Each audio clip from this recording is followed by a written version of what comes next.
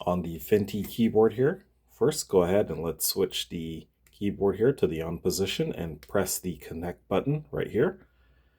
And then once we see the Bluetooth icon here flashing, we are now ready to connect it to the Samsung tablet. Now once you're in settings, go ahead and click on Bluetooth. First, let's make sure it's turned on. And then let's click on Bluetooth here. And here's where we would find the device. Under available devices, it is this right here, the Fintie EB030. Now, if you haven't found it, you can go ahead and click in the top right section here and click on scan. And after a few seconds, it should find it.